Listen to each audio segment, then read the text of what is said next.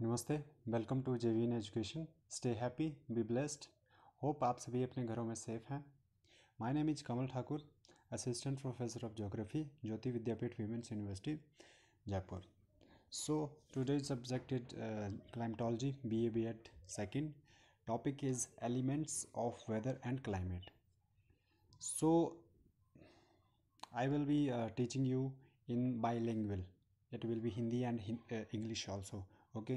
So notes will be in the English and I will explain in you Hindi. Okay.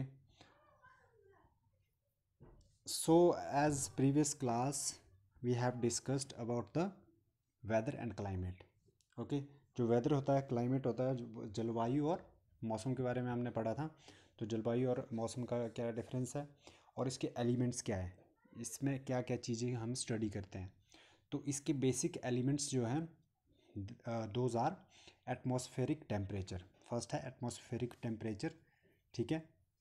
The sun is ultimate source of energy and heat on the earth surface. Sun जो है एक ultimate source है energy का, heat का, किस पर, earth surface पे, ठीक है।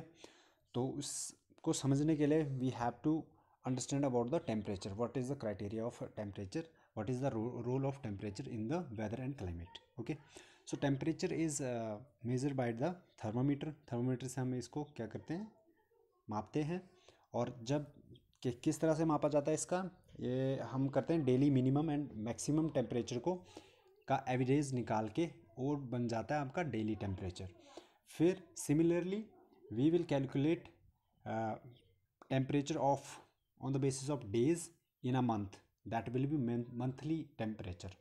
एक मंथ का टेम्परेचर हम पूरे डेज को एवरेज लेके चलेंगे तो उसको बोलेंगे हम मंथली टेम्परेचर, ठीक है। उसको इस तरह से हम ईयर का करते हैं, इस तरह से हम as much as we go with the period we can calculate by this basic rule. Okay. So distribution of same temperature on the map are shown by the lines that are called isotherms. Iso means same, therms means temperature. Thermometer is denoted for the temperature. So isotherm is are the lines that are joining similar temperature at the places. Okay. So these are some important points, you have to note it down. Okay. The atmospheric temperature decreases with the increase in the height.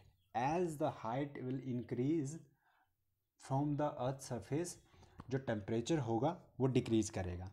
The rate is 1 degree Celsius पर 165 metre. 1 degree Celsius कम होगा 165 metre पे ऊपर जाने पर, ठीक है। This rate is decreasing temperature in the atmospheric is called normal lapse rate. Okay. So इसको बोलेंगे normal lapse rate. Next is atmospheric pressure. So atmospheric pressure क्या होता है, अब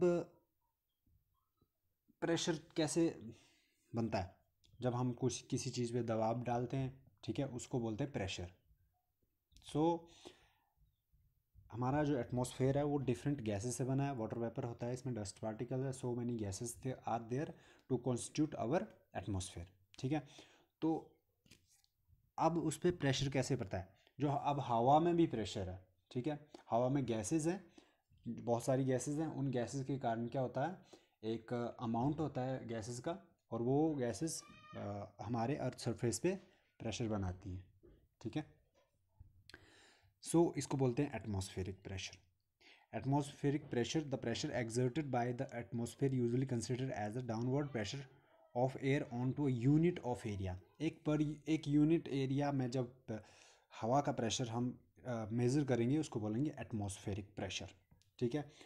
सो इसको मेज़र कैसे करते हैं, एनीरॉयड बैरोमीटर होता है एक इंस्ट्रूमेंट, उससे हम इसको मेज़र करते हैं। Altimeter is use in the airplanes to measure the pressure. Airplanes जो होते हैं उनमें अल्टीमीटर जो इंस्ट्रूमेंट दिया जाता है, उससे हम प्रेशर को मेज़र करते हैं। So next is atmospheric humidity. अब ह्यूमिडिटी क्या होती है, आर्द्रता। इन हिंदी वी विल से आर्द्रता। The term humidity refers to the degree of which water vapour is present in the atmosphere in और इन द एयर। ठीक है, अब ये सिंपली क्या है कि जब हवा में कितना अमाउंट पानी का है, ठीक है, एक हवा में किसी यूनिट एरिया के हवा में कितना अमाउंट जो है पानी का है, वो हवा में कितना अमाउंट पानी का है, ठीक है, उसको बोलेंगे ह्यूमिडिटी। तो ये होती है एटमॉस्फेयर की humidity. A very specified temperature of the air that can hold only a particular amount of vapour. ठीक है, तो इसका भी कोई पार्शल अमाउंट होता है जो कि एक हवा का पर्टिकुलर वाटर वेपर को उसमें रखने का अमाउंट होता है। जैसे कि अगर टेम्परेचर हाई होगा हवा में तो उसकी जो वाटर वेपर को होल्ड करने की क्षमता होगी वो ज़्यादा होगी। ठीक है, when the air is holding the maximum quantity it is said to be saturated and the maximum limit is called saturation point। ठीक है, ये होगी आपकी ह्यूमिडिटी। तो ह्यूमिडिटी भी इफ़ेक्ट करती है, ठीक है, किसको, हमारे एटमॉस्फेयर को, हमारे वेदर को, क्लाइमेट को। ठीक है, नेक्स्ट इज प्रेसिपिटेशन। प्रेसिपिटेशन में क्या है, condense water vapour falls on the earth surface in different forms like rainfall, snowfall, hello storms etcetera. अब प्रेसिपिटेशन क्या होता है, प्रेसिपिटेशन जब वाटर वेपर है जो हमारे हवा में चलेंगे, किससे, ह्यूमिडिटी बन जाती है उसमें, जो हमारी एयर में उसने क्या किया, होल्डिंग कैपेसिटी बढ़ा ली, तो उस पर्टिकुलर एयर में वो राइज होगी, ऊपर उठेगी। ठीक है, वो बना देगी बादल, वो बादल बना देगी। उसके बाद क्या होगा, एक सेचुरेशन पॉइंट आएगा। सेचुरेशन पॉइंट में क्या होता है कि जो इवेपोरेटेड वाटर वेपर्स होते हैं वो गैसेस में कन्वर्ट होते हैं, गैसेस में के बाद वो इस टेम्परेचर में पहुंच जाएंगे कि वहाँ से उनको लिक्विड में कन्वर्ट होना पड़ेगा। ठीक है, तो लिक्विड में जब होता है कन्वर्ट तो वो क्या हो जाएंगे, रेनफॉल जब हो जाएगा। ठीक है, जब टेम्परेचर डिक्रीज़ हो जाएगा तो वो स्नोफॉल में कन्वर्ट हो जाएगा। और जब लेयर्स बनती हैं हाई टेम्परेचर और लो टेम्परेचर की, तब हेल स्टॉर्म्स बनते हैं। ठीक है, जो रेनफॉल की ड्रॉप्स होती हैं वो एक्यूमुलेट हो जाएगी और वो एक्यूमुलेट होके एक क्या बन जाएगी, बर्फ़ के गोले बन जाएंगे, उनको बोलते हैं हेल स्टॉर्म्स। ठीक है, इनको हम कैसे मेज़र करते हैं, इसको मेज़र करते हैं रेन गेज से, जो कि इंस्ट्रूमेंट है to measure the rain. Okay, isohyets, isohyets क्या होती हैं, अब ये iso means similar, same. Okay, तो आइसो हाइट्स जो होती हैं वो लाइंस होती हैं to measure the same amount of rain at different places on the earth. Okay, so this is it for today, and thank you very much. This session powered by digital version 2.0 Jyoti Vidyapeeth Women's University.